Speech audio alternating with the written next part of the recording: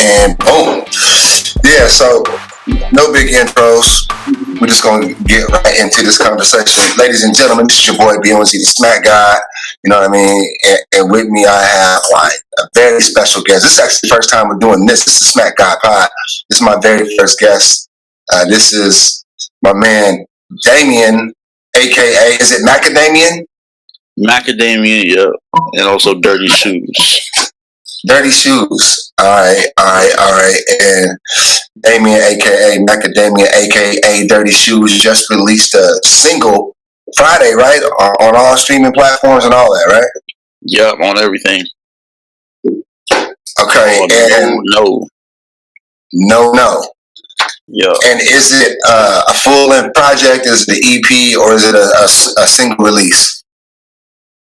It's a single right now, but it's going to be a project. I'm doing this strategy where I drop a single each month and promote it as we're going. But I'm dropping a project on June 25th, my birthday.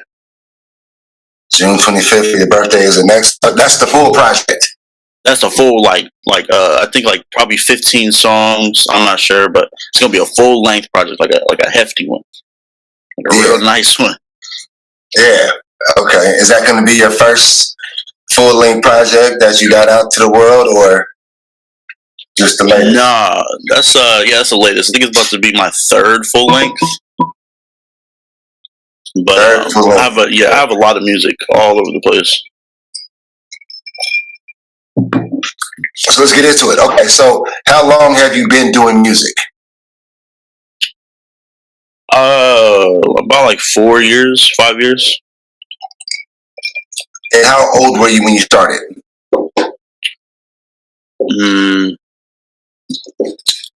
15. Yeah. 15. Okay. 15 years old, 15, 16. So you got 3 full-length projects. That's actually pretty good progress. And what's crazy for people that don't really know the connection between you and I is that your dad and me we grew up together. We were like the best friends. And we was in the same rap group. Shout out to Kung Fu, shout out to Killer Kane, shout out to Yo, shout out to Filthy. And you know me, it's BONZ.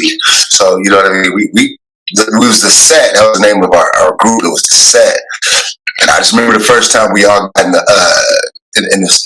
garage. We had to share like a mic. Like, you guys, you young dudes right now, you guys are coming into the game with like fucking auto-tune and fucking Pro Tools, all these DAWs, fucking every sample that you ever wanted is a fucking away.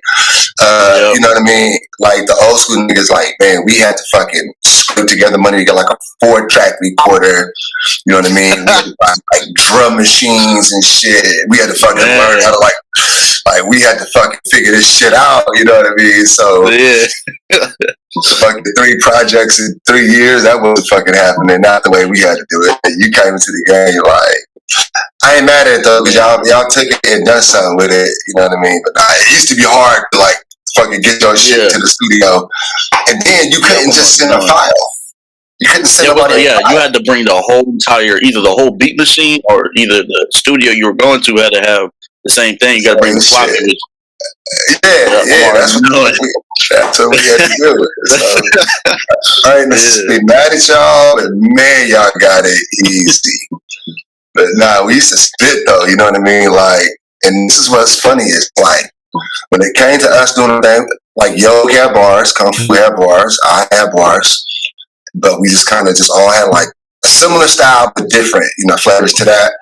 And like, I was like the wildest nigga out of everybody though in the whole world. Like, I'm like, Fairfield, California, I was the wildest nigga in Fairfield. Like, the most controversial nigga in Fairfield. In fact, yeah, ask your mom. Your mom hated my ass for a minute there. Man. Oh, fucking Bones is gonna come. You better not start no shit. You know what I mean? Man, you were a problem. Back in the days, I was out there a little bit, man. We had a good time and shit, though, man. But nah, man. So here's what's the trip, though, man. I was like just kind of going through social media pages. I'd be like in and out of social media, you know what I mean? And then I just seen like a picture. I just seen like your picture flash, and I had to stop and do a double take. Like that looked like fucking Yog. It looked like, holy shit, is that Yog? I was like, oh shit, it's Damien. You know, like, yeah, I heard you was like doing music, whatever, right? And then I listened to the music, and it didn't suck. And it's like, oh, that's not bad. Like, hold on. And that may sound like some hating shit for most niggas, but most niggas just gas everything. Oh, that shit hard. Like, nah, nigga, I'm a critic. Yeah, that's right. So if I say something don't suck, that means, nah, that's actually all right. Hold on, that means I'm actually going to listen now. So I listened to this shit, and it's like, oh, this nigga's on this shit. I was like, oh, okay. So I've been like, just watching from afar, like just kind of just watching to see how you was moving, and I saw the visuals. I heard the style. It was actually reminiscent of some of the same music we used to do, which is really interesting. That your voice, your look, everything is a lot like your dad's, who's to me one of the most underrated MCs in our area. But yeah, like your style. So where did you like? What inspires you to get into like making music? To making music.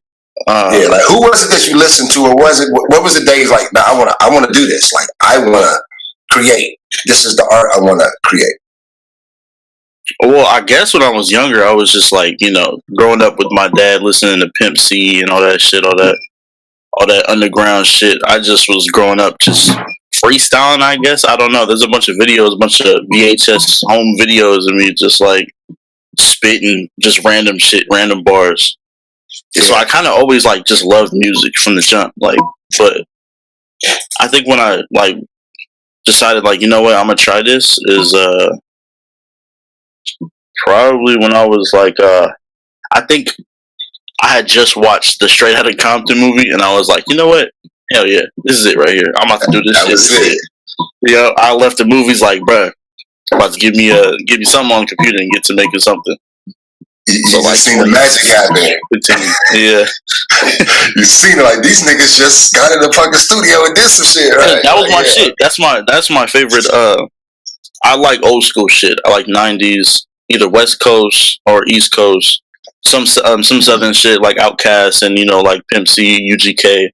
But for the most part, it's, you know, NWA, Cube, Dre, Snoop, DJ Quick, all that just like West Coast shit. I just love that shit. That's what I grew up on. Like, you know what I'm saying? Oh yeah, see, I know. Yeah, I know what you grew up on. I know the same soundtracks. It was all that old Bay Area shit. Yo was always on that shit. Yeah. That shit came out after 1999. He did not want to hear it. Like, nah, I'm not even. Didn't matter. We were trying to play that shit, man. So nah, no, I know what you came up on. So do you sound like you have a broader palette for music though? So are you like mainly Bay Area and then you sprinkle in something else, or is it like just whatever you feel it, you fuck with it? It's just whatever I'm inspired by, really. I try to go. I'm really anti-radio, as you would call it. Just like whatever's on the radio, I hate that shit. I can't stand it. I don't want to listen to it. I try to make the opposite, real underground shit. That's kind of like reminiscent of just like just old school, early '90s New York type shit, like Tribe, all that shit, Wu-Tang, all that. Oh, so that's the inspiration. It's more. I was kind of sensing that. It's like this isn't just that regular Bay Area. You know what I mean? It's definitely Bay Area, but it's just not. But there's a lot of Bay Area artists that I'm inspired by, like Planet Asia, who was with Cali Agents. That was real old school boom bap in the '90s that I really like the Far Side, like fuck, I'm trying to think of their names. Souls of Mischief, like all them like Bay Area, like California boom bap rappers that I also listen to. I fuck with that as well. So you was more into the boom bap than like the hood shit than the gangster shit. Well, the gangster shit was more of a just what was just like water to me. By the time I was like 15, I was like, what? I need something new. I can't be listening to the same as Dr. Dre, Snoop, NWA, Ice Cube. I need something new. So that's when I found out about like Tribe, and then that's what put me on like Pete Rock and all them New York people that I've never heard of. So I kind of just like. Yeah, so you're really so what you are, dog. You're a throwback, like an extreme throwback, and it's like in this generation. Because are you Generation Z? Is that what they call you guys? Are you part of that? Or are you a millennial? I think I'm after because millennials like ends at like 90 something, right? Because I'm 2001, so I'm like the whatever the freshest, whatever the Gen youngest. Z. Yeah, you're a Gen Zer. Yeah, Gen Z is you guys are interesting. I'm still trying to figure out Gen Z. You guys are like too smart for me. I'm Gen X. I'm a few generations back, right? And you guys are like fucking tech savvy and fucking. So you guys figured out like my parents are like cool, but I'm like y'all know y'all. You guys already know you're gonna go further in life than us. Like yeah. But I like to visit the old shit as well. Like I collect cassettes, I collect vinyl records. Like I love both sides, VHS tapes. Like I got a VHS camera I copped like 2 months ago. I love both sides, old shit, new shit. Yeah, basically, yeah. You just described it. Yeah, you're a throwback dude, a Gen Z guy that actually cares, that actually respects the stuff that came before him. And not because you saw it on TikTok and you got introduced to the idea of VHS and it might be cool. It's just organically you're drawn to these things. Yeah, that is that's it. So listen to your music. It's not like you're not doing the little Uzi mumble rap. You know what I mean? It's not that. You're not doing. In respect to Uzi, I fuck with that. You're not doing Post Malone. You're not doing that emo. That emo. I lost my girl rap and talking about drugs and Xannies and. As a matter of fact, I was listening to your song. I listened to it probably about 10, 15, 20 times. I don't know. I lost count. But you were like talking about, you said, what was the bar where you said something went from eating ramen noodles to what? To beans and lentils? Yeah. I said, hold on, this nigga talking about eating healthy. Like, I like this. Hold on, wait. It's about beans and lentils, and you said some shit about Arizona tea. So do you not drink alcohol or smoke or? I smoke. I don't really drink for the most part.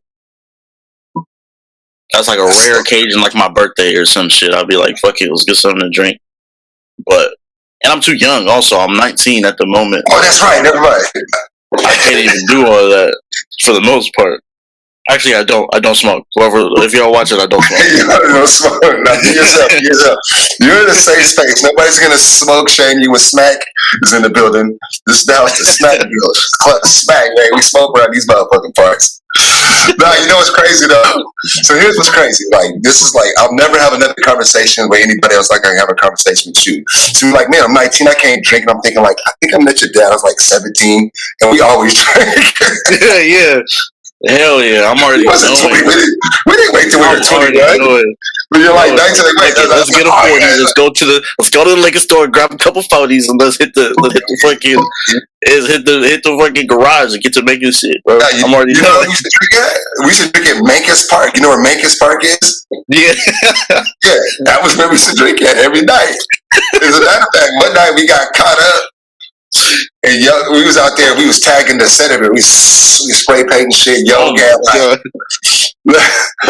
got the police rolled up on us, and we're like, I don't know what the fuck we were thinking. We're like in a quiet ass, nice neighborhood at 11 o'clock at night with Mad Dog 2020 and 40s and spray bottles. And Yog had 2 spray bottles in his pockets when the police pulled up on us. And I was like, oh man.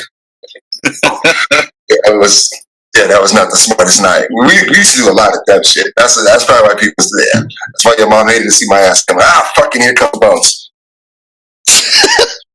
Troubles are brewing. Troubles afoot. This nigga right here.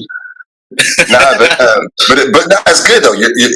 You're not partaking. You're not in that drug scene. Like, and that's again like I said, Gen Z. These dudes are tattooing their fucking face. They're just really just glorifying just all these fucking drugs and overdosing and shit. It's like, it's fucking wild. But again, I'm listening to your shit and it's like, it's anti all of that shit. It's anti that. Basically, yeah. So Is that resonating though? Is there like a sector of Gen Z that we don't know about, like these antis, these guys are looking at some of your peers like, yo, that's self destructive. We're not really on that hype or what? Yeah, it's just because there's always old souls out there that just resonate with the old shit. Like a 16-year-old could be listening to some old like Marvin Gaye right now. You know what I'm saying? Like there's some old souls that just love that old shit. So when they hear someone talk about some shit that's not on some auto tune or some poppin' Zan shit, it's like it's kind of like a breath of fresh air. You know what I'm saying? It's kind of like something new, nothing like same old shit, same old beats, same old shit. There's a whole sector. There's a whole scene of just underground shit. Yeah. Back where you left off, beans and lentils. Explain this bar to me when you're rapping. Spit that bar for me real quick. What did I say?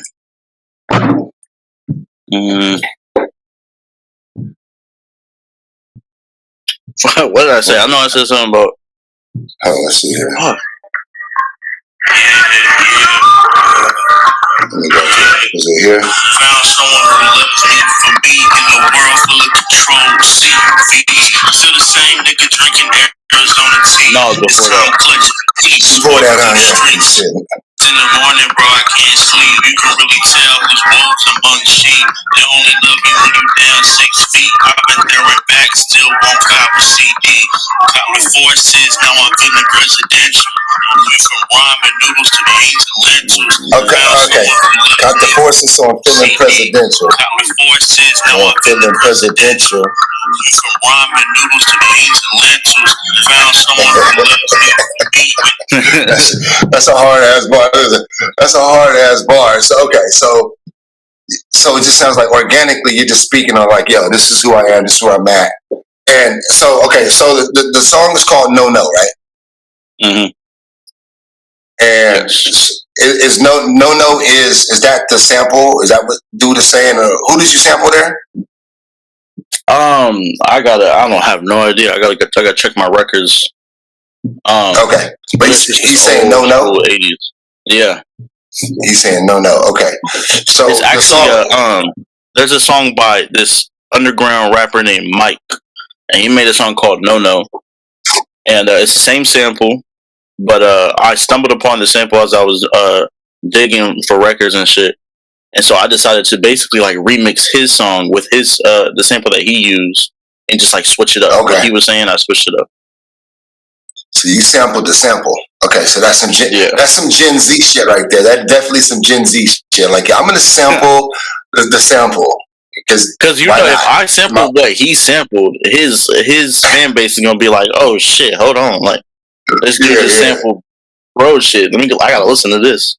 So it was kind of just like something to attract the certain type of following, the underground shit. Got you. So then it's called No No, and you're spitting about. Is the song just about where you're at in life and like just kind of like having gratitude for where you're at, or am I presenting that correctly, or is there just like I guess just spitting like where I'm at, and then also just being comfortable to spit some like cocky shit at the end of it to like be like, I'm the best rapper on the Bay side, like the best rapper in the Bay Area. These rappers just lying all the time. They ain't killing nobody. They're working at McDonald's, so just hook me up with an apple pie and a small fry. You know what I'm saying? Like, so that was okay. So that bar was a shot at some of these studio killers. That's like, yo, nigga, just give me my quarter pounder and my fries and shut up. Get out of my face. Okay. See, that was fly. You slid with that one. I think that's gonna go over a lot of niggas' heads. It's gonna zoom. It did. That's not a bad thing. Yeah, that's not a bad thing though. It's like I listen to Jay-Z. Like Jay-Z is so smart that I'll listen to a song. I'll know every word of the song and not even know. I'll sing the bar and not know what it means for like 5 years later. Then I'll get the bar. That's what O was talking about. That's what I was saying. Until you experience what the hell he's talking about, and then you're like, oh shit, like this is what he's talking about. I was it's not just right. Yeah. He's not just rhyming words. He's it's not just words. like to the hip hop. Nope, he's giving you some life lessons, bro. I love that shit. He's rhyming like concepts. He's rhyming like real history that's not taught in history books. Like he got the one called the Devil Is Alive, Rick Ross, when he said something like King Hoba, Mansa Musa, talk about the devil is alive, but on the truth, bruh. Like I heard it, I thought it sounded cool, whatever. The devil is alive, nice little hook to it, whatever. Then I found out who Mansa Musa was. Do you know who Mansa Musa is? Yeah. Right? Yep. Like, I didn't know what you're talking about. But Mansa Musa, see, you know who Mansa Musa is at 19 because of Jay-Z. I was 35. You know what I mean? When I realized that Mansa Musa was the richest man ever to live was a black man from West Africa, from Bali or Ghana, if I'm not mistaken. He was so rich that he gave out, but he was like also a philanthropist. Everywhere he went on a journey to Mecca. For you guys who don't know, on his way to Mecca, like he was just so rich, and he had all these slaves and servants and elephants and shit. That every city he went to, he blessed them with gold. But if gold was a scarcity and you give it out to everybody, then it's just inflation. So he dropped the value of gold single-handedly on his trip to Mecca. Crazy. Yeah, he had the power like that, Mansa Musa, bro. Yeah, that was a whole bar. That again, I didn't get that for a couple of years after I heard that shit. But yeah, so I bet it's some niggas out there. Hey, it's gonna be some niggas that's going to Google lentils. All right. There's gonna be some niggas that gotta Google that shit. What the fuck is a lentil? What is a lentil? You said a lentil. Yeah, there's some niggas out there that know what that is. They gonna get that later. They gonna be like, oh! They gonna meet a vegan chick. A vegan chick's gonna make a vegan meal with some lentils in it. And they go, oh, that's what he's talking about. Okay. So I've never eaten a lentil, not purposely. Are they good? Yes. Me and the family, we haven't ate meat in probably like 5 years, I want to say. And really? So we found this. Yeah, it's been actually been pretty cool. Been pretty easy for the most part. Pretty easy. Damn, yeah. But I wish I had like. Yeah, go ahead. But my mom had found out about this recipe, basically like sloppy joes, but lentils. You just like get lentils, you cook those up, and then you drain them, throw barbecue sauce in them, and then throw it on some buns, and there you go. It's in there, sloppy joe. So you don't eat meat? No. No meat. No. So you only eat ribs? I made ribs? Nah. You don't never cheat. You don't never be at a homie house. The homie house, nah. Mom them makes it. Because it don't hit. You know, it's like when you don't eat something for so long and then you eat it again, it just fucks up your stomach so bad. It's like yeah. To the point where like you don't even want to eat it anymore after you just cheated, basically. Yeah. I've had that happen with fish. I had to stop eating fish because I love sushi, and then I think I didn't eat sushi for like 3 months. I came back to it, and I was like, nope, I can't eat this shit no more. If I stopped eating sushi, my wife would leave. My wife is from Japan, like born and raised in Yokohama, so it's not even up to me. Nigga, you eating this sushi? You eating this sushi whether you like it or not? Yeah, I got to. I can't. Not that I would like to stop or nothing, but I just really couldn't. I couldn't stop. Hey, okay, so I posted something today. I want to ask you the same question.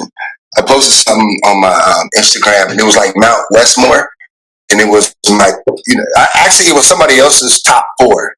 If I was keeping it a buck, I'd have changed it up, and I'd have gave my top 4 for Mount Westmore. So I have Mac Dre on my Mount Westmore.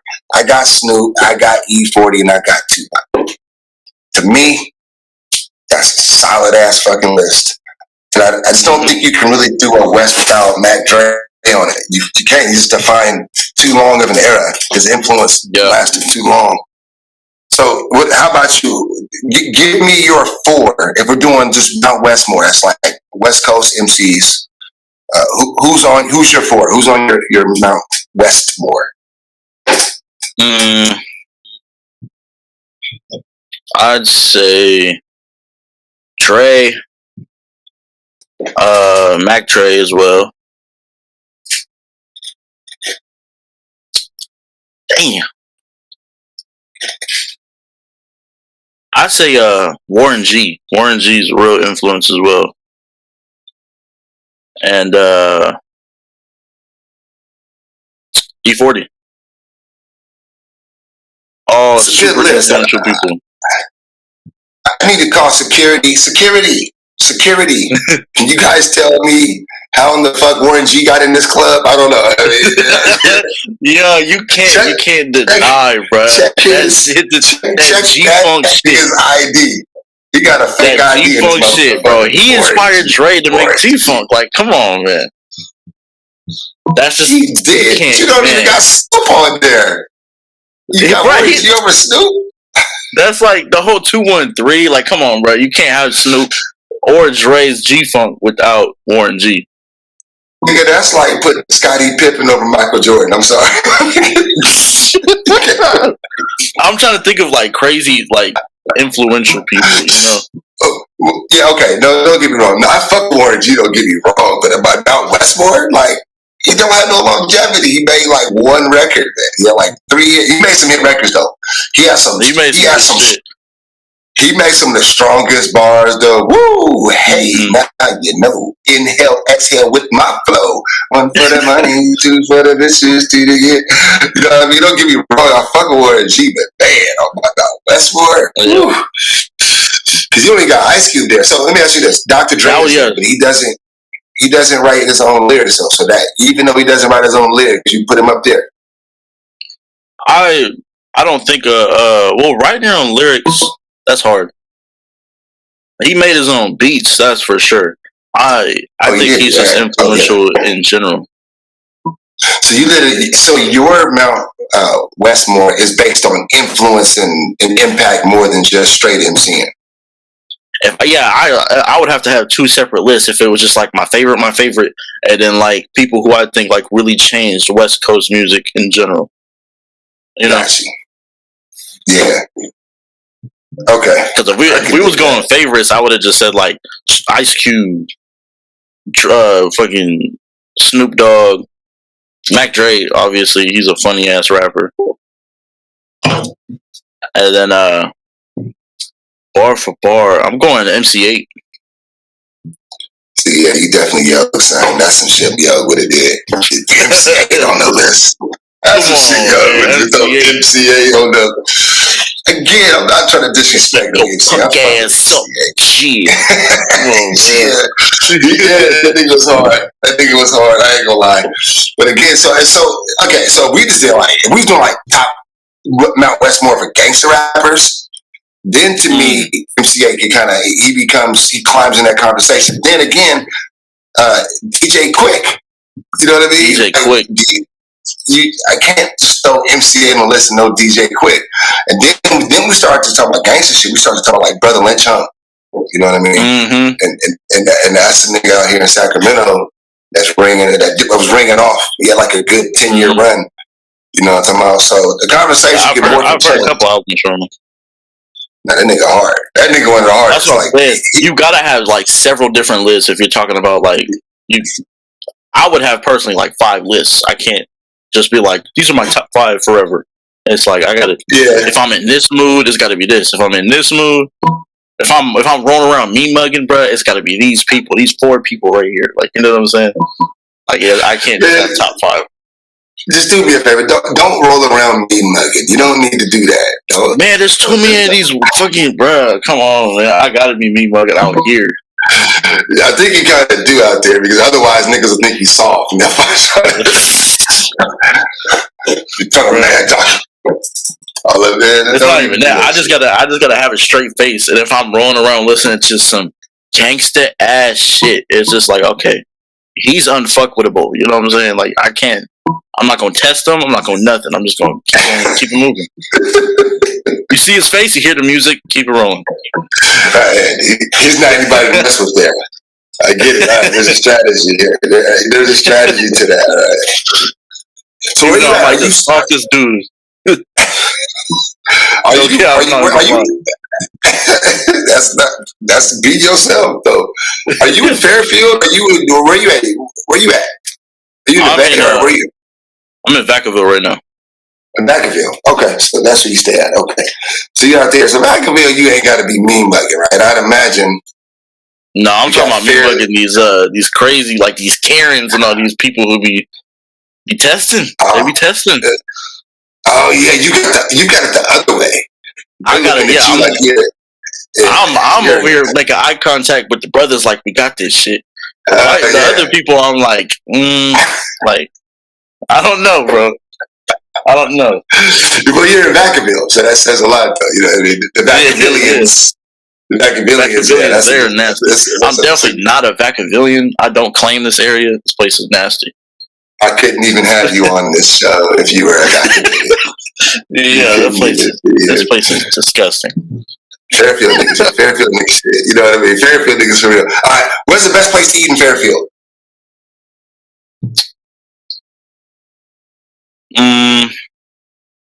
You know what? You eat fucking lentils. You don't know. Never mind. I'm trying to think. I haven't. Maybe like yeah. You don't eat. Yeah, honestly, I don't even know. Where's my pen? Scratch that question out. Scratch that question. What's your favorite place to eat in Fairfield? Fresh Choice. Fresh Choice. Great breadsticks. It's a Fresh Choice. I love their carrots. Crisp. I think they're organic. No, okay. No, yeah, so all right. So you're mixed, obviously. Black father, Caucasian leather. But do you? So because my kids are mixed as well. So do you consider yourself black? Like, do you just identify as? I know your sister. She's black. She's black. Even though she's light as you, but in the core of who she is, I just know like that's a black woman right there. So are you just like yo? I'm equally embraced. I'm just mixed. Or you feel like nah, I'm just more black, whatever. I recognize both sides, but I'm more this. Or how do you feel? I completely claim being black. I do not claim the whiteness at all. Because at the end of the day, like, what are other people going to see me as? They're not going to see me as some white kid. You know what I'm saying? If I'm walking around with a fro, if I'm walking around with my locks, if I'm walking around with all my motherfucking activist stickers I got on my car and shit, they're not going. No one's going to see me as just like this white kid walking around. So at the end of the day, it's just like I got to stick up for that side. The white side of me is I don't claim that at all. It's just like I'm just watered down black. That's all I can say. I'm watered down black. Watered down a little bit. You know what I'm saying? So yeah, you're out there in Vacaville, right? So last year was kind of, it's been a crazy year just in general. But last year, so the Black Lives Matter thing, that's a controversial topic for some people. I don't see why. Just think about the words. Black Lives Matter. If you agree or disagree, then we have no problem. Moving on. But for whatever reason, people get triggered by that whole phrase. So is that something you kind of got involved with? These people don't understand. They don't care to understand. That's the thing too. It's like we'll let them know. Like we're not saying only Black Lives Matter. We're telling you we've been oppressed since we've been stolen, since we've been just thrown on this land. So it's like we're letting you know that we're also humans. You know what I'm saying? Yeah. And they don't take the time to give a fuck. It's crazy. It's just disgusting. That's a good way to put that, because they do sometimes try to act as if we're subhuman. You know what I mean? Yeah. We're a little bit less. But yeah, they're cool. You see what kind of brother you are. It's like they're just not accepting of all of us. And and that's something I'm just all about. Be yourself. Everybody should be free to be themselves, if nothing else. Everybody should be free to be themselves. And that concept I'm surprised we have to fight about this in 2021. Seriously. This is still something that we have to debate. Not even that. That shit should have been off 4 decades ago, 5 decades. Come on, bro. We still at this shit. I'm so confused. It's bizarre. It's bizarre And it's like when you start thinking like on real levels, like what it means to be American, what it means. We talk about freedom, we talk about these words like equality and things like that that should be universally like we all agree, right? But then it's almost for a long time we just well, black people had it, and we all kind of know that racism exists, but it's just that way, and we just have to accept it. And that's what we did growing up. But I want to give it up to your generation, younger generation, these millennials and Gen Zers. It's like, no, it's not okay, and we're not just going to be quiet about it. We don't have to be quiet. It's like that's when I want to compliment like your generation. It's like voice recognized. We have a voice, and our voice is powerful. And we're not afraid to use it. You know, and my generation, I don't think we had that. I think we were just a little bit more accepting of the way things are. This is the way things are, and we're not going to be able to change it. So why try? I mean, it's kind of like your influences are when you're growing up is mainly the older people, your parents, the basically the elders. You know what I'm saying? So you're seeing like them take it and them just like brushing it off. Me, I'm growing up seeing like my parents, like my dad and my uncle and shit, seeing this shit going down and being pissed. So I'm automatically growing up pissed as hell. Like, why is this shit still going on? You know what I'm saying? Absolutely, yeah. I was there. I could just tell you about the times that happened to us in Fairfield, and the authorities weren't so nice about the way they treated me. You know what I mean? Or not infringing upon my rights, or treating me as a human, or even treating your dad a certain way, or you know what I mean? It's like it was like flagrant. It was like very, very flagrant back then. Mm-hmm. I think they got to be a little bit more slick about it now. But all the cameras, everything, they got to be slick. They're getting caught up, and not that I didn't deserve a lot of the negative attention that I put on myself. I'm not going to not be accountable for my actions, but there was a lot of shit that put me on the other side of being a good person, or what was considered a good person. It was like, I'm not trying to do anything. I'm just doing my thing and living my life, and here we are. Here we are. I feel you. So, but then again, you eat lentils and drink Arizona tea. They got no reason to fuck with your ass. So you should be alright. Unless you fuck with shit, man. You should be alright. You should be alright. yeah. I'm trying to decide how real we're gonna keep it on this show. I'm gonna keep it. We'll keep some things in the tuck. Keep some things in the tuck. You know what I mean? But this is your show, bro. Come on. Be as real as you can. Well, hypothetically, I have this friend, okay, who back now, I'm not gonna get it. No, I can't do it. Nah, but just kind of get back on the music thing. All right, so right now, let's talk about hip hop right now. A lot of people think hip hop sucks. I think hip hop's in a great spot. Who's the best niggas doing it right now? Who's the hardest niggas in the game right now? As in like like popularity wise and just mainstream wise, who's the best? You know what? All right, between you and I, let's just have this agreement that we don't care about mainstream, right? I don't care about it either way. I don't hate mainstream because it's mainstream. I also don't like mainstream because it's mainstream. I'm gonna look at this as I'm a creative person. I'm a creator, right? I create content. The content I used to create was musical, and I was underground a lot of times when I was coming up. Did enough underground music that more known rappers or artists wanted to work with me, so I started being a little bit more commercial, or being accepted more in commercial circles. And I would do songs with certain people, and then people who I rap with or knew my rap from when I first started, like, oh man, don't sell out. You know what I mean? That person's, he's commercial. And I would be like, okay, it's one thing. So let's look at it like this. And I don't know if a lot of people, and back in the days, you couldn't just have gangster rap on the radio. That shit wasn't happening. Yeah. So what I try to explain to people is that when you're looking at, for example, like a Notorious B.I.G. And these radio songs, he didn't come up making radio songs. He came up making hood, gangster, just aggressive music. Mm-hmm. But in order to get the checks, he started to fit it into a certain format. So what I said is that it's easier to make to me a great song it, without the pressure of trying to have something that the masses would consume. So for commercial music, you got to be creative within the accepted format. The radio wants their songs no longer than 3 minutes and 10 seconds. You can't use profanity. You can't bring up certain things. You got to do this, this, and this. The production value's got to be at a certain level. So it's like, okay, now be creative in this little box. Okay, shit. Okay, I can still do. Okay, you know what?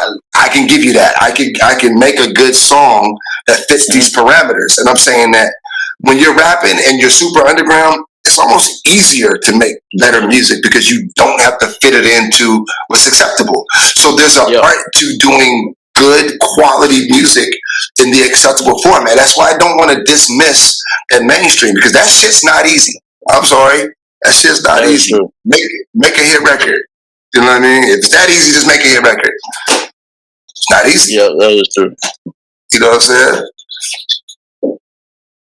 I forgot why I even brought that shit up. What was my fucking point?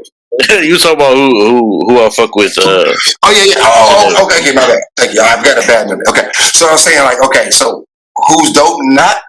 Who cares whether it's mainstream or underground?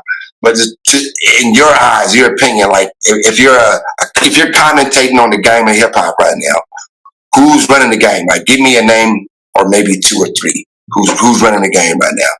Hottest niggas in the game. Damn, it is hard because it's like nowadays there's a lot of subgenres in hip hop and rap. Mm-hmm. You know, it used to just be like two genres. You got the conscious shit and you got the gangster shit. But like nowadays, it's like there's so many different subgenres that it's like one of the names I can say that I really fuck with today is obviously like J. Cole. Corday is a real good one. Yeah. Was it YBN Corday? Yeah, YBN Corday.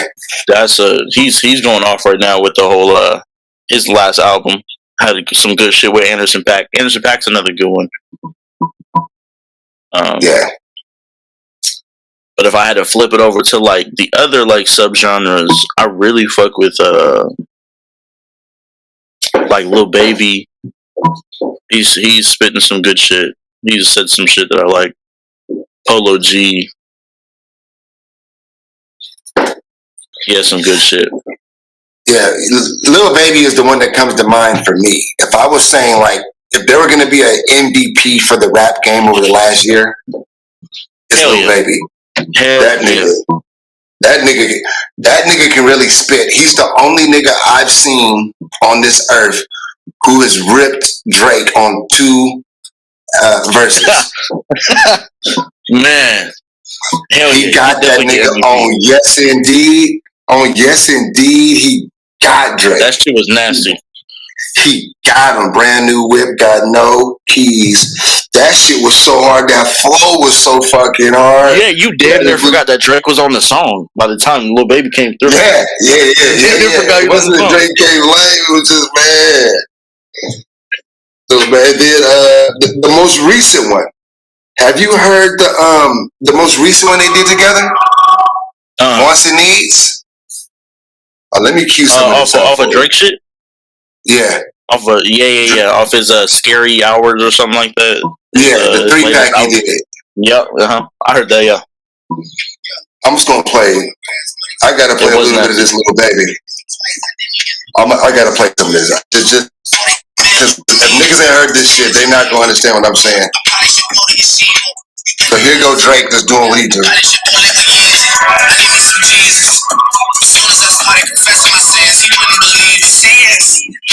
got sins on my mind. You know, Drake do his little basic. It's like the basic. Drake is giving you, this is Drake, I'm doing my thing, me doing my thing, and listen, Lil Baby. Hey, Lil Baby gonna come in. Little Baby did not come in to make a catchy hook. He wasn't here to make you dance. He's just cooking. He's cooking. But I love me a threesome. I'm a dilly, this shit my little secret. I'm trying to ditch me to blow up, I peep it. I can't respond with just do what you people. If I left some rats on the bed, you can keep it. This shit in the deep, bring it deep. I dig it, my shit won't be out. Go ahead and fix it. Shark in the water, you swim with the fish. I hit the dick by the Mars, she miss it. I grab a neck, she look good and I kiss it. I'm not a goat, but I fit the description. I'm not a goat, but I fit the description. That nigga is going so hard. He's known for his features, actually. If you see anything with a Lil Baby feature, it's nasty. Yeah. I'll sit and hit while I chill with my children. That nigga, hey, and Lil Baby though, he's the real ass, like, that's a real certified gangster. Like, like he don't even walk around like that, but the stories, like, if you watch, you see the pictures of him with his gun in his pocket. You seen that shit? Taking pictures with Bun B, I was like, oh my god, this dude's gangster. He got the Glock in his pocket, just taking pictures of shit. You know, so he came out with the Migos in them. You know they're not cool anymore, right? Who? Little Baby is on Quality Control Music, which is the same label that's got Cardi B and the Migos. Oh yeah. So they was all cool. They came up together. The OG's name is P. And then Offset and Little Baby had like a dice game, and some shit happened. And Little Baby's niggas. The story was that Offset started running his mouth, and Little Baby's niggas pistol whipped him and stripped him butt naked. Damn. And Little Baby. And all I know is you just see Little Baby like grabbing niggas, like, stop, what are y'all doing? He's like getting his niggas off Offset. Like something happened with Offset, and Little Baby like grabbed his niggas and got about it. So damn, like, I didn't hear this story. Nah, yeah, he's legit like a real ass nigga, but he doesn't. His music isn't like super duper aggressive like that. The nigga's just spitting, you know what I mean? But like he's a real one. He's not just a nigga that's in here just saying whatever. Like he was such a gangster that I guess Gucci Mane wanted him to like get out of the dope game and get out robbing niggas. So he paid him to not rob niggas. Gucci literally was like, just stay at the studio and I'm gonna give you money so you ain't gotta do none of that stupid shit. That's who Little Baby is. That's who that nigga is. So when you see this nigga spitting, and anybody that's on the record with him, it's like that's a certified nigga. So if he bless you with a verse, you just know we're a real one. He's not just a rapper. He's not just but that being said, so when he's rapping on a verse with Drake, like you said, he's known for his features. He's not playing with Drake. Like there's nobody else I've seen on a record that's just eating Drake up. And it's like, gosh damn. Everybody who hops on a feature is kind of just like, okay, I'm a fit the song. He takes over the song. If anybody hops on a song with him, you damn near should just be like, all right, Lil Baby, this is your song. Put it on your shit. Because I can't top that. No one can top Lil Baby, bro. It's crazy. He got that shit with 42 Doug. I think him and 42 Doug was gassing back and forth. Doug is nasty. I love 42 Doug. Yeah, he is. No, he really is. Bruh. You talking about We Paid with 42? Yeah. That shit hard. And you know, a lot of niggas my age, they think like all the young niggas rapping is weak. It's like, nah, they not though. They're not though. They're actually nicer. They're nicer because they took all the game we gave them. They just kept going with it. Hell, if you like gangster shit, bro, the 42 Doug is the one. He just took all that shit straight out of Detroit. He's just came out the mud. He's nasty with it. He really is. I think the nigga's like 5'2" and he can't play no basketball. Yeah, he is pretty short, but he can spit. Funny ass video. It's a funny ass video. This nigga running around looking like a midget and shit. Like that nigga a midget. Just think about these rappers. Bro, no, I was dying. He did a song with you know who Marshmello is, right? The producer. He got like that big ass like. Yeah. He made this nasty ass song with Marshmello called "Baggin'," and on the cover he's like standing on a table while Marshmello's sitting on the table, and I'm just like, you made these little ass niggas stand on the table, bro, because he's so damn short. I was cracking up, bro. I was like, wow. Short ass standing on the table. Make a That's what's crazy. Shit. Hey, wait till you gonna stay in this game long enough to meet some of these niggas. Like, damn, that nigga little too. You gonna be like, all these niggas little. Like, all these niggas talking all this shit is little. I remember, man. I was one of my first concerts I went to. Man, is in Sacramento Arco Arena. We came out here. It was like E40, RBL, Drew Down. The Loonies, E40 was there, Brother Lynch was there, RBL Posse. There's just a lot of like all the hardest niggas at that time. It's like boom, the show was like the greatest concert lineup of all time, if you ask me, right? I get there, and then I see Drew Down walk. All these niggas is like 5'6" tops. Black Sea from RBL. He's about 5'7", maybe 5'6". Drew Down 5'5". The Loonies come out. The niggas not tall. Nigga, Ice Cube was 5'9". I'm like, this nigga was talking all that shit. Wait, whoop Ice Cube ass. Yuck Mouth is like hella tall though. Isn't he like 6'6"? I swear to God, he's like 6'. Maybe I'm just like thinking of how. I swear, Yuck is like 6, like 4 maybe. 6'1". I could be wrong. I could be wrong. Like it. I could be wrong. I know he got his. I know he got his ass beat by the game. That's one thing I do know. Yuck, I'm looking it up now. I'm doing my Googles. I think he's 5. He's 5 feet exactly. Are you 107? Wait a minute. 5'10". Never mind. 5'10". 178 centimeters. All right, so he's not that little. He's not. Well, he looks taller than he actually is. He like all these niggas look tall. Hell yeah. That's my point. So all these niggas on their music, they sound like they all your size, 6'5", 325 pounds of granite. Then you see these niggas, and you gonna be like, man, this nigga little as shit. Them niggas they gonna not even want to stand next to you and take pictures and shit. Like they don't want to be like 42 Doug and put him on a table. Nah, bro. The funniest thing is like like a good 3-4 years ago, I had caught Neff the Pharaoh at the mall in out in Sac, and he was like signing posters, signing CDs and shit. So I pulled up and got a CD, bought a CD from the sign and shit. And everyone was like standing up with him, and I was getting up to stand up with him, and he was like, "No, let's take a seat. And I was like, "Oh yeah, do that." And I realized that dude is short as hell. I was cracking up after I found out. How tall is Neff the Pharaoh? He's like 5 something. That shit had me dying.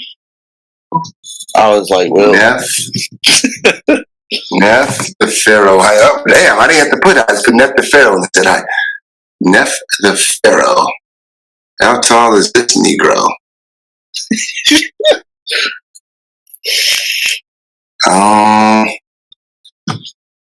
Got tattoos on his. What is that? No, man. I said he's got tattoos on his face. Let's see it. It's not even coming up. Nobody knows how tall he is. He's short as hell. Googles. I need somebody out there to do the Googles. I need somebody to do this part of the show for me. You know how tall this nigga is. But either way, I'm sure the nigga short. Oh my God, that's hella funny. So yeah, Neff the Pharaoh. All these niggas are short. You'll see. Damn, I guess they really don't have his height. That's crazy. Follow this up. Follow this up and get that good. The people need to know. Now I really want to know. How tall is this nigga, man? But yeah, you'll start to see that, man, you know. But then again, you're in a different world where the type of rappers or artists you're going to be rocking with are going to be like not on that shit, that ego shit, you know what I mean? But then again, I don't know. Them conscious rappers be damn near some of the biggest ego motherfuckers, actually. Their egos be bigger, actually. That's only if like conscious rappers end up making it big. Then it's like, you got all the ego in the world. Man, even the ones that's underground be having a lot of ego for me, man. Decent, like I don't know, they be like, because they be on the anti shit. They're like, nigga, you eat meat, yeah. I eat lentils. I'm like your digestive tract is all fucked up, bro. How you gonna rap? You're full of toxins, meat eater. Me either, bro. I ain't never meet shame nobody in my life, man. No, that wasn't you. I'm just saying in general. Conscious rappers, like conscious rappers, be pretentious and shit. I am not one of those non-meat eaters that just be like, you don't eat meat, bro. You're terrible. Like, what are you doing? I hate those people. Oh shit! I don't know who's worse. Nah, but it's a weird game. But okay, let me ask you something else though. Financially, you're young. Do you like invest money? Are you like looking into like? Are you familiar with like these NFTs that people have been talking about? Have you looked into any of that kind of shit? Like you guys kind of are reshaping the world. What's NFTs? NFTs is known as a non-fungible token. Oh hell yeah. I put in a good like $300 in Dogecoin. Okay. So Doge, I got some Doge as well. But these NFTs, and as an artist, might be something you want to take a look at. So let's say for example, like let's say you have the largest fan base, but you have a loyal fan base, right? And let's say that for example, you just released a song right here. Let's say you decided rather than releasing the song through Apple and Spotify and the streaming services, you could release only 100 versions of the song, 100 copies of the song through what's known as an NFT. You could then charge, okay, this is for people that really want to support me. Let's say that the first 50 of them are just regular and they're $5 each. Then you can say, okay, there's going to be 25 next tiered songs. I'm only going to make 25 of them. These come with a limited edition artwork or photography or something that you done. Or like a 10-second clip of me freestyling. Boom, there's only going to be 25 of these. Those are going to cost you $20, right? Then the last 25 are going to be something that comes with, I'll give you a shout out on your birthday, whenever you want to use it. And those are going to be $50. I'm throwing it out there, right? Now, you created only 100 of these. So the people that buy these, they're supporting you. So they're going to pay whatever they pay. But these things become collectible art, right? For example, there's like a 2-second clip of LeBron dunking that sold for like $30 million recently. Damn. So, and yeah, there's these different artists and they're releasing their art digitally and they're making small quantities and people are grabbing them up. They have to be purchased with like cryptocurrencies. But I see it as a way for creators to go directly to your fan base and then give them, because this is, to me, we talk about music, but I'm going to keep going back to creating an art. It's art. You're expressing something, and instead of using a paintbrush, you're using equipment. You're writing lyrics, or if you don't write, you're memorizing lyrics, however you're doing it. So this is art. So people can collect your art. You can supplement that art or enhance it by however you decide to make yours unique and add value to it. Now there's only 100 of these out there. If you just sold 100 of them, and let's say that the next records you do, everybody loved those, and like, man, can you make another drop? You can decide whether or not I'm only doing 100. That was it. You had to get those first 100, right? Now those people, they could sell those, but if they sell those, let's say that they bought one of your drops and it was a $10 item. Let's say that somebody like really wanted it and they're like, yo, I want to have this for my collection. Macadamian, dirty shoes. I fuck with that nigga. I want to own some of his early shit. So I will give you $30 for it. They can sell it for 30. You continue to get commission every time it's resold as the creator of that art. So if somebody sold it, if you sold it initially and you got a 20% commission, 30% commission, then they resold it for $100, you would get $30 of that resale. Then if they sold it again, you would continue to get your commission. That's tight. That's actually hella dope.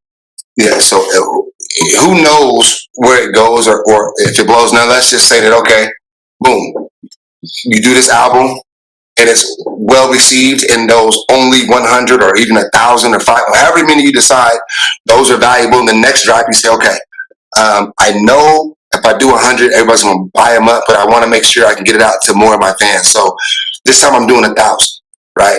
So it just becomes this thing where you can connect with your fan base directly. You can cut out the record labels. You can cut out the streaming platforms, and you can out earn 1,000,000 streams with 100 sales.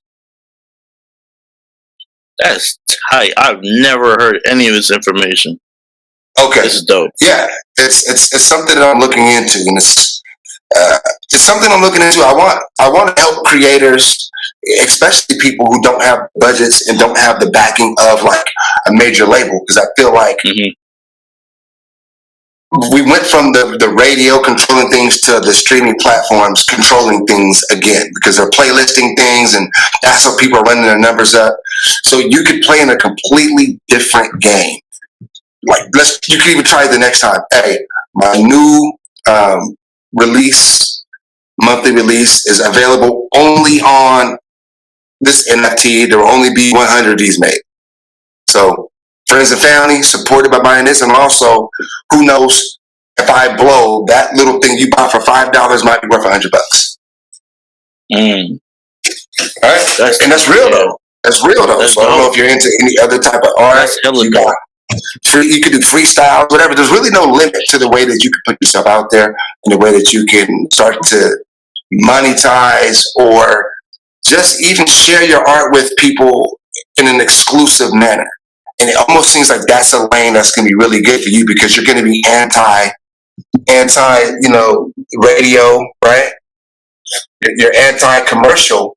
So if you're going anti-commercial, then you need, your fan base has to support you. Your fan base has to empower you to continue to give them what it is that they're not going to get from Lil Baby, that they're not going to get from Lil Uzi, they're not going to get from Lil Yachty. You want that pure throwback music? Hey, here it is right here. If I got 1,000 motherfuckers rocking with me, then I'm good. If it's 10,000, it's good. 50,000 is good, but it's always going to be true, right? So something to look into, man. I'll send you some links to this shit that I'm researching. Hell yeah. But I see a lot of opportunities. Control. When you blow, if you just blew up the traditional way, right? Let's say your single just goes crazy, or your next single goes crazy. You get one, and it's up. Now maybe somebody approaches you like, hey, Damien, we think we can work together with you. We can help you grow. You're like, okay, here's the budget we got. That now you're in bed with this label, and if they give you money, they're gonna want input, right? You don't want to give up input, but then there's this game you got to play. Like, so is this? Do you have any goals of becoming like Kendrick Lamar level? No, not a goal. I don't. Yeah, I don't plan on. I don't really want to like go super like pop off, go crazy big. I just would rather just make enough bread to just live off of. I can do some shit. Like, one of my goals is to start like a chain of like studios, recording studios. Like have like a recording studio in the Bay, have one in like LA, Atlanta, of my own recording studios, like my name's on it. And that's one of my goals. But I would need like, some good input, some good revenue to be able to do that, That's just like one of my main goals. To get it off the ground. Yeah, to get it off the ground, right? So do you produce for other people? Do you produce all your own beats, or how do you get your beats? I make them. I've been making beats for 4 or 5 years. I've only been rapping for about like a year and a half, maybe. Okay, so you make beats for other people. Yeah, that was like my first introduction into music, was making beats. I make beats for I make a bunch of different types. I make some Lil Baby type shit. I make the shit that I make. I can dabble in a bunch of different subgenres and make them for everybody. Okay. So you started off on the beat side and then moved over to the rap side. Okay. I didn't know that. Okay. So so the studio idea definitely makes sense then. If you're in that section, I see you've got equipment and shit. Yeah, I love that old school sound. A lot of people love that old school, just analog sound. So that's what I'm collecting, just old school analog, just equipment, SPs and shit like that, MPCs. So what you gonna do if they come? Like when the big labels come? If the big labels come, they're like, okay, let's get this vision out. This underground shit is. We need this over here. What would be the next step? Yeah, like we think right now you've got this. We could increase your listenership by tenfold. Right? How do you react to that? Like, well, for me, since I have I'm on two different. Basically have two different names. I'm a rapper and I'm also a producer. The best thing for me to do is to sign like a small thing as a producer, because producers don't get played like rappers. It's crazy. Rappers get played. They get their shit. They're janky when it comes to rappers. So I'll sign as a producer, but I'll never sign as a rapper. I'll never take my image and twist it and none of that shit. Like, I'll make beats for people for surely on a mainstream level, but never will I sign my rapping shit. Never. So, but that's good though. So you'll maintain that ownership of whatever you do, and then you'll also maintain, I guess, control over it all without having to worry about those guys. Because when those guys come in, it's when I think it would start to potentially harm, like, maybe just your enjoyment of doing it. Because at this point, you're at the point where it's just pure creation. There's no politics and it's all fun, right? Yep. Everything I make is based off of just feelings. I don't make nothing off of this is gonna make some bread, this is gonna sound good to this type of people. It's just like whatever I'm feeling, whatever I'm thinking, it just comes out, and then I just post it. And then you did a show last week? Yeah, out in LA. What was up with that? Like, who invited you for that, or was that you put together, or? There's this thing called Passion Fruit. They just like jumped from city to city doing shows. They did one out in Atlanta a couple months ago, and they did one out in LA. And my homie Mason Messiah, he said he was gonna hop on that on the Passion Fruit in LA. So I contacted them and showed them my music, and they're like, "Yeah, we want you to perform." So I was like, "Bet." We pulled up, whole 6-hour road trip from the Bay out to LA. It was great. Yeah. It looked like a good time. I seen it being posted around the net. I was like, okay, here we go. And then the song came out on Friday. The song is hard. Played it for my daughters. They're 12 and 14. They hate everything that I ever play for them. They're like, no, this is good. This is good. I was like, all right. So they're going to be reposting it. You know what I mean? So I don't know if that was...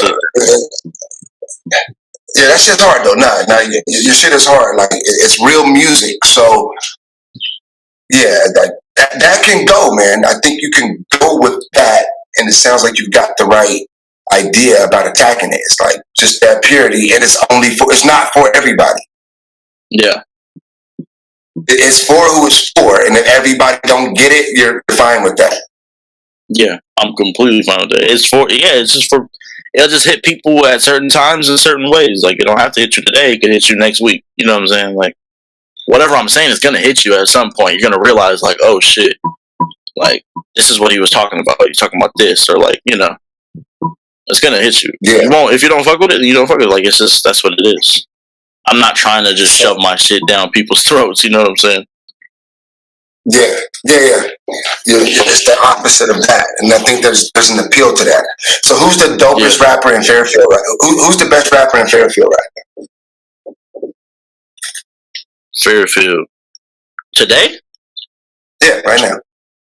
I don't know anybody out in Fairfield who raps good. Everyone sounds the same. Should have said yourself. Why did you say me? Well, I'm not in Fairfield at the time. I'm the best rapper in the Bay, not Fairfield. The whole Bay. Okay. Entire Bay. Including Fairfield. But, like, if you said the Bay, then yeah, I would have said me. But okay, you're the best on the Bay side. Yeah, the best on the Bay side. Who's the second best rapper in the Bay right now besides you?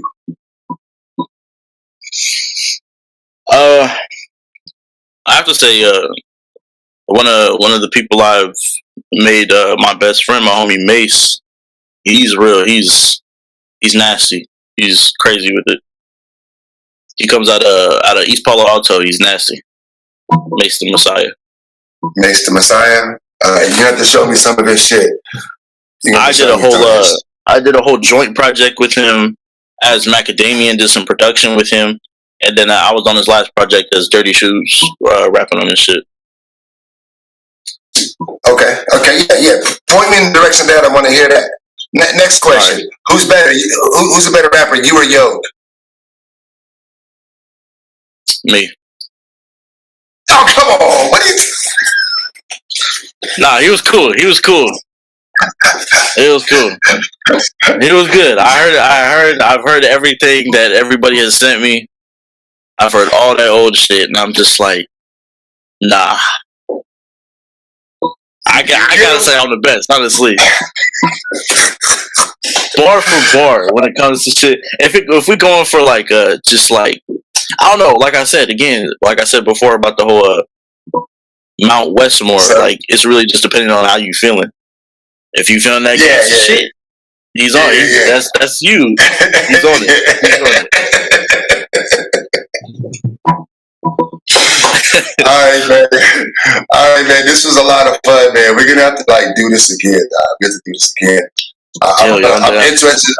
I'm interested to see this journey, how it plays out, because I really believe you're talented and grounded. I think the grounded is just as important as the talent, though, because a lot of people are being pushed and pulled into being somebody who's a not or who they think they're supposed to be. And just the fact that you're rapping about lentils and Arizona tea says, nah, I'm not that at all. I'm just going to be me. Who's fucking with me is going to fuck with me. And I think that as rap ebb and flows, like you say, there's this conscious, there's this gangster, and there's a dance going on between the public and what they want to listen to and what they're about. And when I was coming up, it was like, who could kill the most niggas in 3 minutes and 30 seconds in their rap song? How many niggas can you shoot in your song in that amount of time? And that's the nigga that everybody wanted to listen to. Then it became a time that was like puffy, and it was shiny suits, and it was lifestyle driven.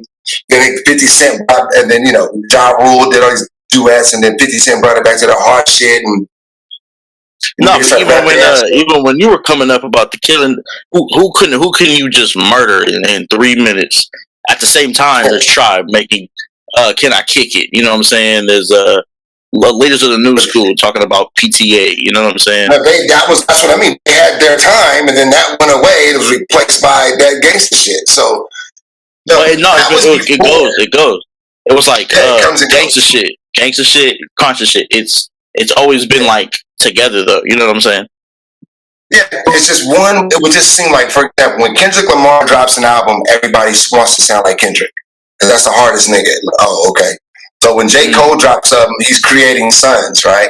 So when 50 Cent dropped a sound, because hip hop has generations and waves. There's waves of music. Yeah. You know what I mean? That's and I want to see what the next wave, because the next wave could be, and you're right, they do coexist. They're not mutually exclusive.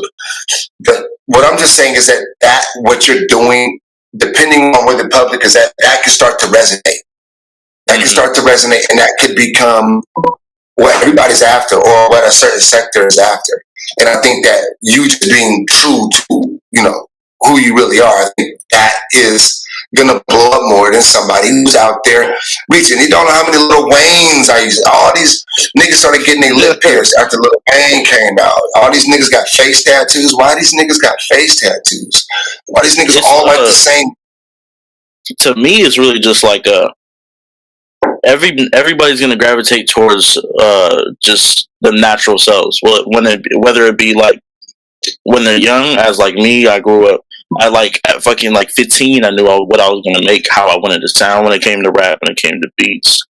Or to people who just end up being like, I don't know, like damn near just like in the 20s or the 30s, like realizing like, yo, like, what am I listening to? Like, this is not me. I'm not out here with fucking Dracos and shit, popping people 30 round Glocks and shit. Like, no, this ain't me. You know what I'm saying? Like at some point, people are gonna realize like this shit that I'm listening to is not me. Even the rappers, they're gonna realize like this isn't me. Like what the fuck am I doing? Why am I making this? Yeah, that happened to me. Like what did I go wrong? Like you know what I'm saying? It's funny you say Draco. All these niggas, all these rappers like the same gun. It's a Draco. What the fuck, nigga? A Draco is it's just whatever you got. A Blammer.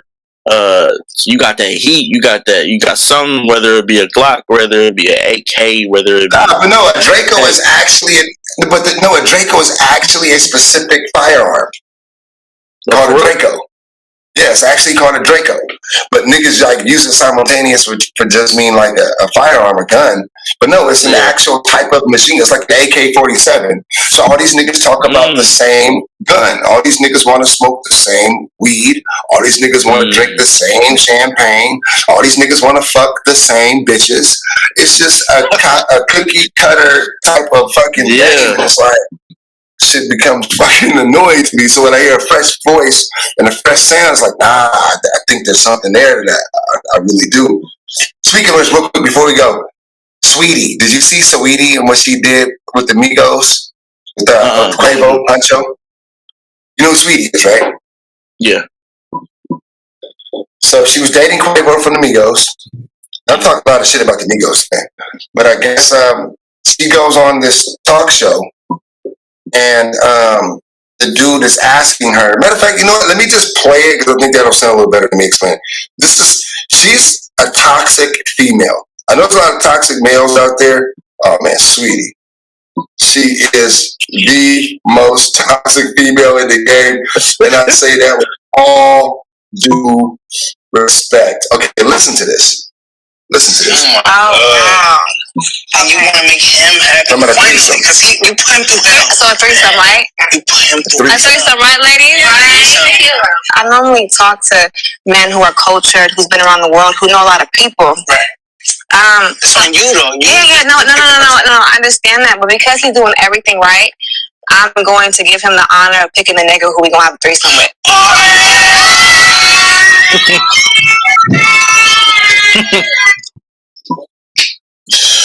Now, this is Quavo's girlfriend. Yeah. She basically told the world, I'm going to let Quavo pick the nigga we have a threesome with. Then she made a video saying, hey, ladies, if the nigga you got ain't a rich nigga, for all my rich niggas out there, ladies, if that nigga ain't paying your bills, he ain't buying you no Birkins, then shoot that nigga to the left. And she looked over at Quavo and just walked off like, psh, and walked off, and Quavo just walked to the camera like, it's like, God, nigga, what the hell? This is so corny, bro. Listen, what this nigga did. This nigga made a tweet, and he mentioned like, hey, me and my girl having problems. I'm gonna address this real quick. You're not the woman. I'm sorry I hurt you. You're not the woman I thought you was, but I'm sorry I hurt you, and I wish you the best. I want you to be good. This and this and that.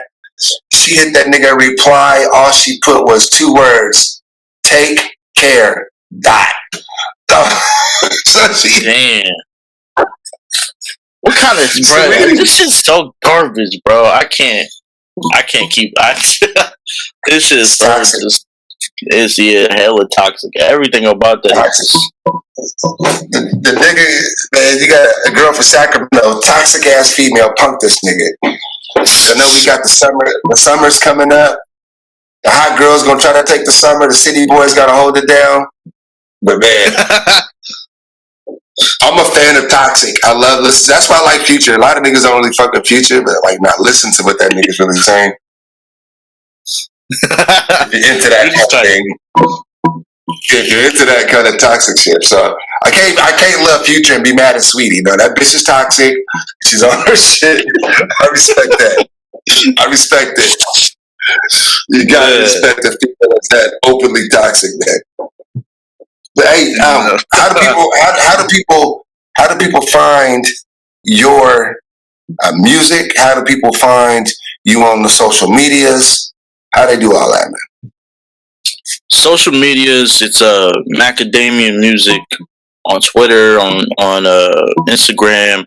If you're on Facebook.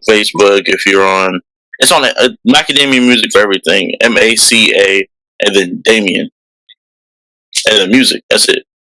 But if you want to find my music, it's on every streaming platform as Dirty Shoes, all one word. Or if you want to hear the beats that I make, Macadamian, on all streaming platforms: Apple Music, Spotify, Tidal, everything. Okay. So Macadamian is MACA, then it's just Damien as a spell right there.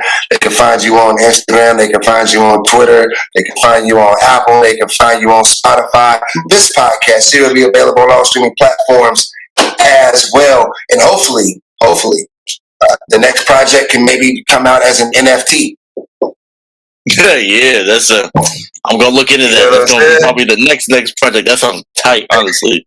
Yeah, there's just a way to go ahead and put that shit out there, man. But no, man, this was a lot of fun. It was good to catch up with you, man, and good to talk to you. First guest on the Smack God pod. You know what I mean? Yeah, this is great. We gotta do this again. We gotta do it again. Anybody out there listen to this, man, hit the like button, hit the subscribe button. Go follow my boy, Macadamian, second generation hip hop artist. Not too many of them out there right now. Second generation hip hop artists, man. The next if you haven't liked and subscribed to this podcast, bro, what are you doing? What you doing with your life, bro? What the hell is you doing? What is you doing? All right, man. Yeah, man. I'll be in touch, man, and I'm interested to see what comes out next. Next project. Matter of fact, no. Right now, no streaming on all platforms. Right? No. Yep. On all platforms. Go stream that. Go stream that, and then what's the next one coming? We got the next one coming next month. It's gonna be called LA Bound, and that's all the information. Video coming, everything. Stay tuned for that. It's coming soon. Going some visuals. We're going some visuals. Okay. Yeah. But that's what's up, man. Hey, I ain't gonna keep y'all, man. Thanks for tuning in. Hey, Damien, good, man. Good to have you on. I really do mean that, man. I wish you, man, peace, happiness, and much success as you go on this journey. And for sure, man, I'm a fan, an absolute fan. I'll always be here if you need somebody to tap on. You got some early music you want me to listen to or gonna bless me with, I'll be more than happy to listen, you know what I mean, and get it out there to the people, man. Yeah. All right, y'all. Thanks for tuning in. We up out.